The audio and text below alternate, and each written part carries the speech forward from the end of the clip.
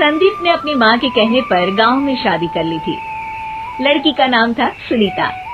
माँ का कहना था एकदम मॉडर्न बहू नहीं होनी चाहिए, लेकिन उन्हें नहीं पता था कि गांव से आने वाली बहू सुंदर सुशील तो होगी और उसको गांव से बाहर भी निकाल लाएंगे, लेकिन उसके अंदर का गांव कैसे बाहर निकलेगा।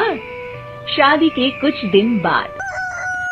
माँ, मेरी टिफिन कहाँ है? बेटा, अब तो स्कूल नहीं ऑफिस जाता है। माँ से नहीं, अपनी बीवी से टिफिन मांगा कर। ठीक है माँ। सुनीता, टिफिन लेके आओ। एक किलो टिफिन, इसके अंदर पिस्ता डाल दिया है। पिस्ता? पिस्ता क्यों? सास जी ने बोला था ना कि आपको पिस्ता बहुत पसंद है।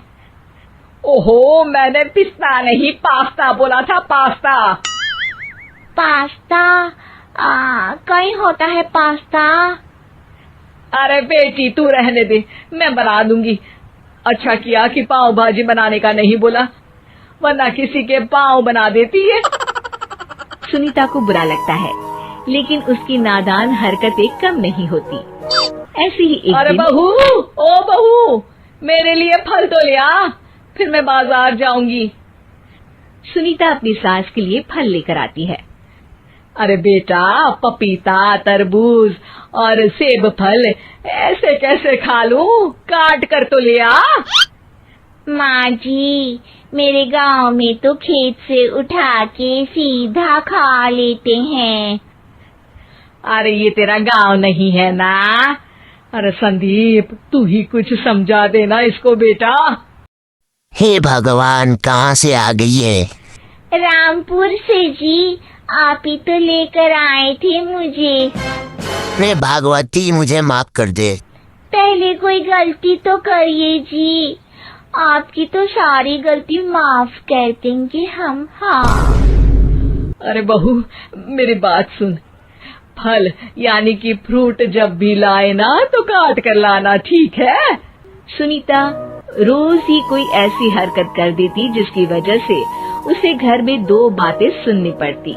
एक दिन, माँ, मेरे बॉस घर आने वाले हैं शाम को, उनका बर्थडे है, फैमिली नहीं रहती है, यही पार्टी कर ली, उसी बहाने ये प्रमोशन भी हो जाएंगे। मैं ना फ्रूट केक लाकर फ्रिज में रख दूंगी और तेरे साथ आज खाना मैं बनाऊंगी, ताकि जब साहब आए तो खाने में कोई गड़बड़ ना हो। शाम को जब सारी तैयारियां हो जाती है, संदीप के साथ बड़े साहब भी घर आते हैं। फ्रूट केक तो ले आना बहू, फिर खाना खाएंगे। अरे अरे, इस सब की क्या जरूरत थी? आपने बुलाया, यही बहुत मेरे लिए काफी है। सर, आपका परिवार इस शहर में नहीं है तो सोचे कि हम ही आपके परिवार जैसे हो जाएं।